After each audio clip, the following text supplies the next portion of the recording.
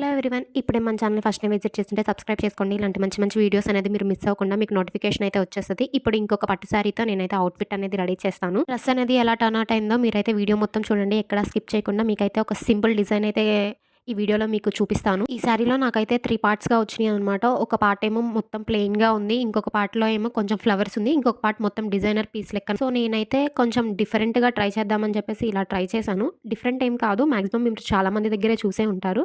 Maybe నాకు కూడా ఇలా అయితే సింపుల్‌గా నచ్చింది. అన్ని సార్లు మనం హెవీగా అయితే వేసుకోలేం కదా! సో, సమ్‌టైమ్స్ ఇలా సింపుల్‌గా కూడా ట్రై చేసినా మన పట్టు శారీ అనేది లుక్ మంచిగా కనిపిస్తది. ప్లెయిన్‌గా ఉన్న పార్ట్ మొత్తం ఫుల్ ఫ్రిల్స్ అయితే పెట్టాను. మంచి గేరాతో కొంచెం డిజైనర్ పీస్‌గా వచ్చిందయితే యోక్ పార్ట్‌లో యాడ్ చేశాను. ఇంకొంచెం చిన్న చిన్నగా ఫ్లవర్స్ వచ్చిందయితే దాని మధ్యలో యాడ్ చేశాను. అండ్ హ్యాండ్స్‌కి కూడా యాడ్ చేసుకున్నాను. ఫైనల్‌గా అవుట్‌ఫిట్ అయితే నాకు ఇలా టర్న్ అవుట్ అయిపోయింది. రొటీన్‌గా ఫ్రిల్స్ ఎందుకు కొంచెం కొత్తగా అయితే ట్రై చేద్దాం అనుకున్నాను. కానీ ఇది యూజ్డ్ శారీ కాబట్టి కింద నాకు ఫాల్ అయితే ఉంది. దాన్ని వేస్ట్ చేయాలి అని నాకు అనిపించలేదు. అందుకనే ఫ్రిల్స్ అయితే పెట్టుకున్నాను. ఇంకా సైడ్‌లో అయితే సేమ్ బోర్డర్ సైడ్‌లో కూడా యాడ్ చేసుకున్నాను.